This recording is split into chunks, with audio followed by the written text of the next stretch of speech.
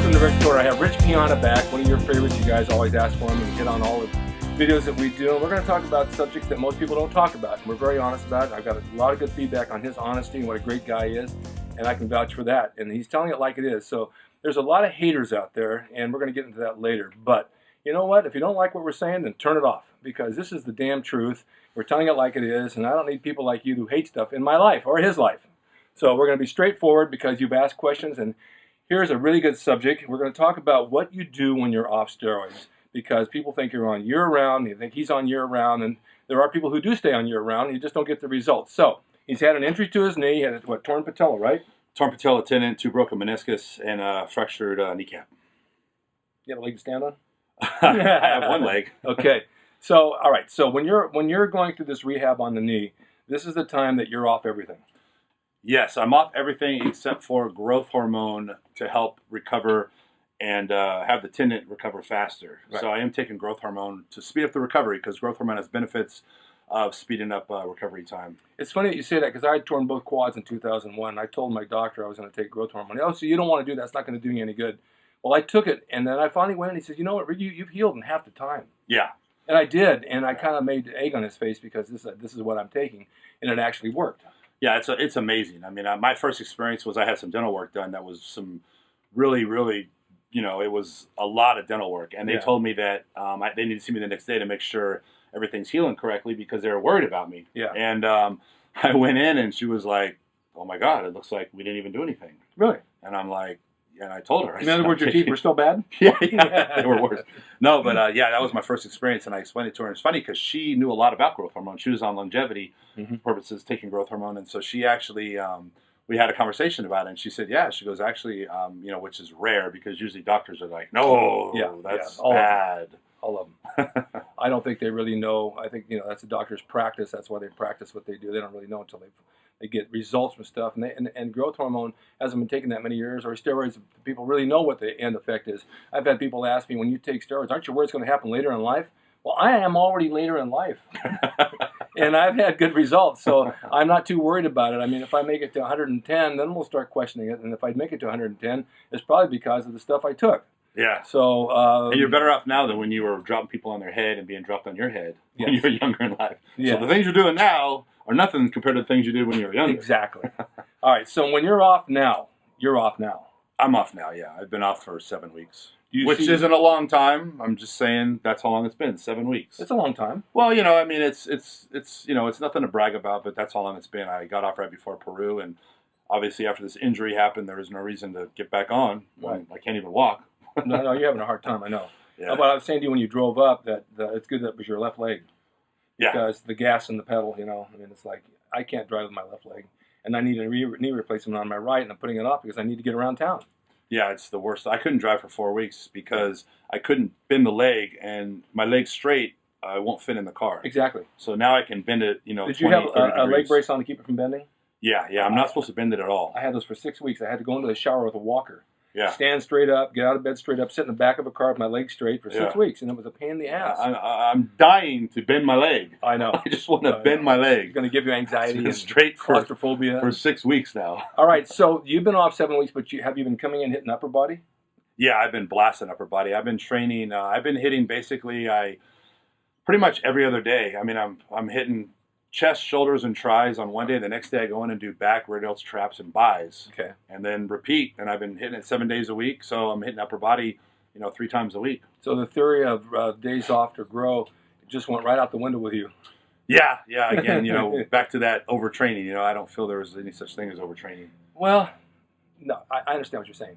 When I had my legs in the braces and I went to the gym on a walker, I did the same thing. I trained every day, upper body. I didn't do as many sets, but I did every day. And I actually made some real good progress in that period of time. Yeah. Because all my efforts were going into the body, and my diet was clean. I wasn't taking anything other than the GH. But it worked. What about the guys that stay on? Tell them that are on all year round. Tell them what happens. Yeah, basically, it's more beneficial to take breaks and cycle on and off. And a drug is a drug, and we've talked about this before. And your body builds up resistance to any drug. And any drug you're taking for a certain amount of time, the body's going to build up resistance, and it's no longer going to work. Right. So if you're taking test and deca, for 3 months, it's only going to work for probably the first 6 weeks. After that, it's not going to work anymore because your body's built up a resistance. Right. So you could switch to 2 other compounds, and then it'll keep working because now it's 2 different compounds.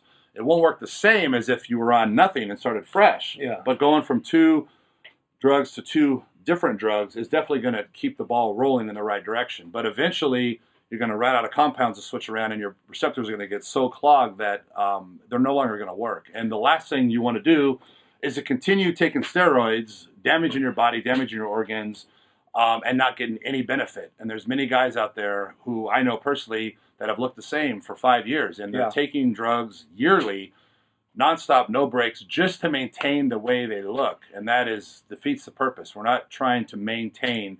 You're trying to continue to progress and get better. Exactly. And everything in life, you're always trying to better yourself. You don't want to just stay the same. Right. It's the same thing with antibiotics. They work for a certain amount of time, and if they're not healing, they switch them.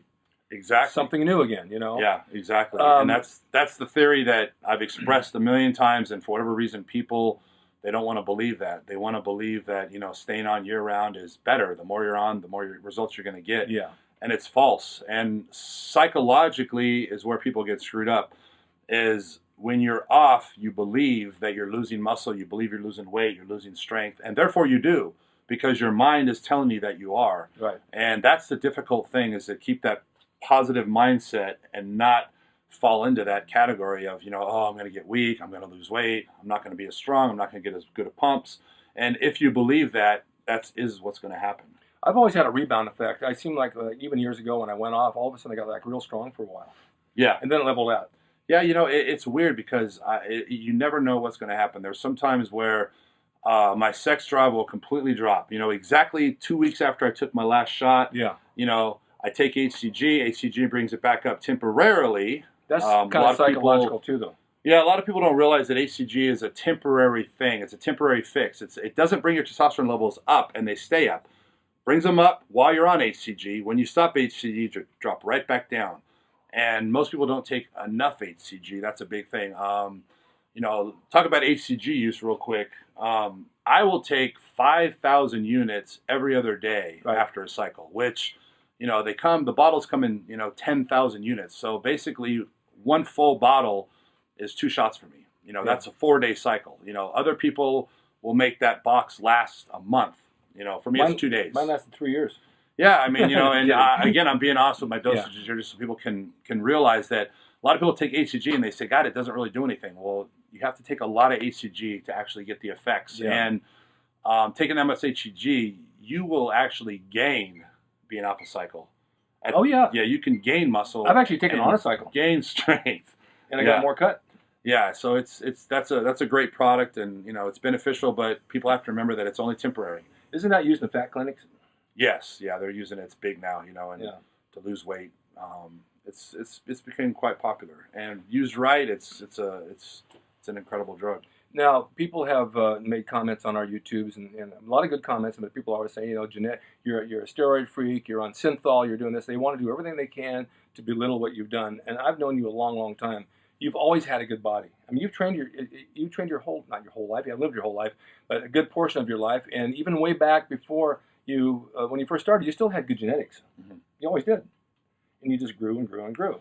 Yeah, it's the hours in the gym is the most important. It's the eating. And, the thing is that you can tell the difference between a drug body and a body that someone's worked hard for. And when you see, a lot of water, a lot of bloat, you see a guy, you see a guy that's 280, and there's just not a lot of, muscle definition, just a lot of big bloat. And when those guys get off their cycle, they lose 40, 50 pounds, I've seen it. And it's hard to imagine some of these guys you see, they may be ex-pros that used to compete on a pro level. When they, in their career, a guy weighing 300 pounds will get down to 170 pounds. I've seen it. And you just can't imagine. You see the guy, and you can't imagine him losing that much weight, And the thing is it's a drug body. When you get rid of the drugs, the body goes. Do you feel also when you're on a cycle that less is more? You know what I mean? In other words, if I'm doing 250 milligrams a week of test, that works fine for me. Yeah. Keeps me in hard shape at my age. I feel fuller. If I up it to twice that or 3 times that, I don't know this that I notice that much of a gain, but it raises my red blood cell count, which is not good because it thickens my blood. Then you can have a stroke. Exactly. So And I mean, less than more is not always better. no, never. You want to get the most you can with the smallest dose. Exactly. And it's the same. If someone doesn't drink a lot and they want to go out and get a little buzz, you're not going to go drink a 12-pack. Exactly. That's overkill. You're going to drink 1 or 2 beers. You're going to feel good. You're going to have a good night, and that's the whole goal.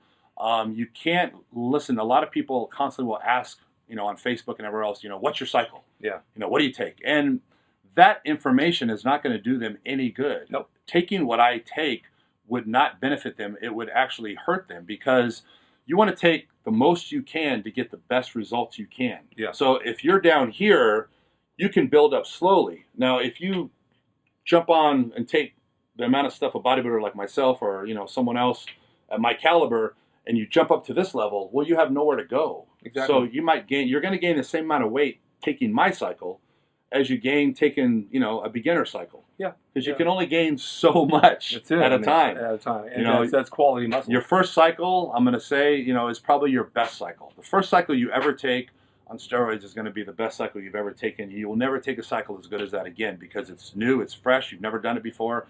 Same with any drug. Your first high is usually your best high. Yeah. And, your first cycle, I would say people will gain between 15 and 25 pounds of weight on their first cycle. Well, I was 18 and I got D-ball from SIBA, and it was real. Yeah. I gained immensely over that period of time. I mean, that was the good stuff, and I gained. There was nothing ever like that after that ever again. Yeah, for sure. And how much weight did you gain? Probably 20 pounds. There you go. But when I said that, I didn't say muscle. I said weight because when you got off that cycle, I'm sure you lost some of that 20 pounds. You know what? I used to always lose like 4 pounds. It seemed always consistent. 4 pounds of water. Of water. So you got a good solid 16-pound gain. Yeah, over time. Yeah, but eventually those gains weren't the same as time went on. No, they're not the same. Or you'd be about 600 pounds right now. I am 600.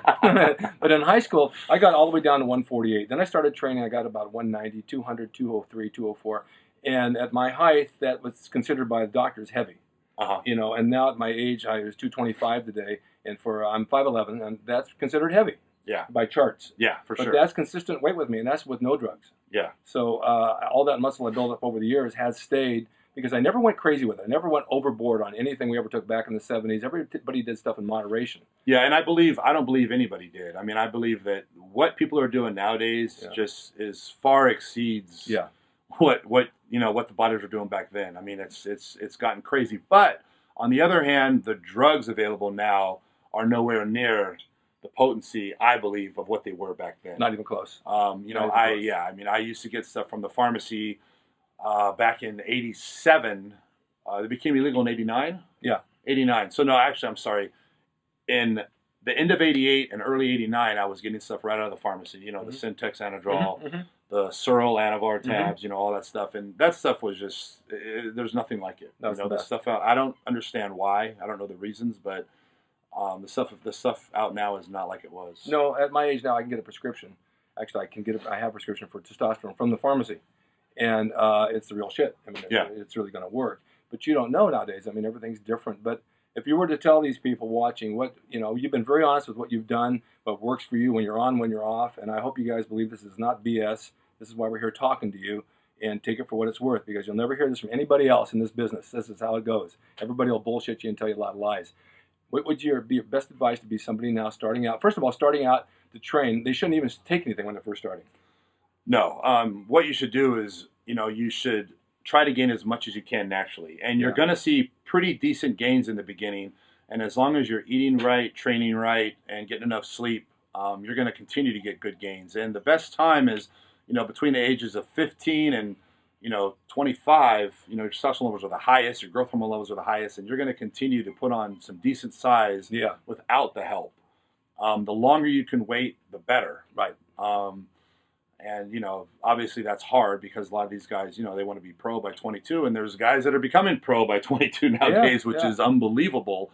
And, some of these guys, I see how much size they've gained in such a short period of time, and it's truly amazing.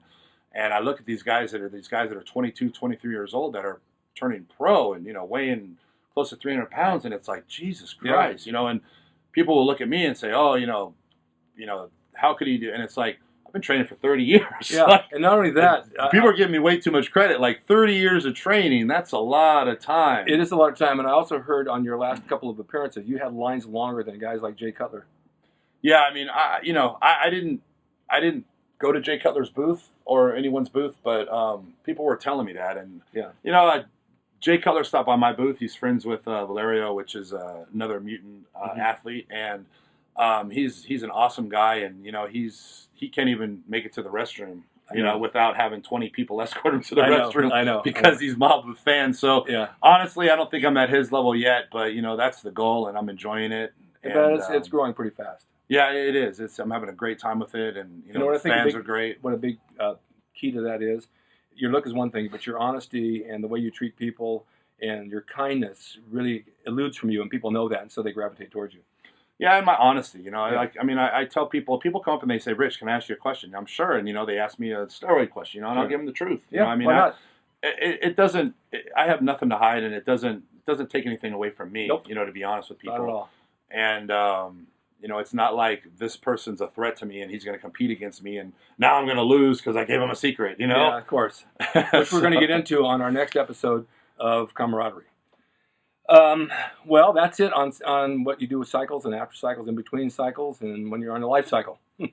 But anyway, stay tuned because we're going to have more with Rich, and he gives us good information, and it's right here on Rick's Corner. And I also want to thank my sponsors, Anabolic Outlaws and Quest Nutrition, and also Actors Entertainment and AfterBuzz TV. I got all these shows I do, so I got to thank them all. And stay tuned for more Rick's Corner. Rick, thank you so much for getting into the subject. That definitely needs to be talked about. No, I enjoyed talking about it, and hopefully people will take that advice and take breaks. Yeah. On their cycles, and take some time off and let their body recuperate, and the next cycle will be even stronger. Okay, we'll be back with something new. Thanks again. It's rickdrasin.com. He is the equalizer, baby. See you next time.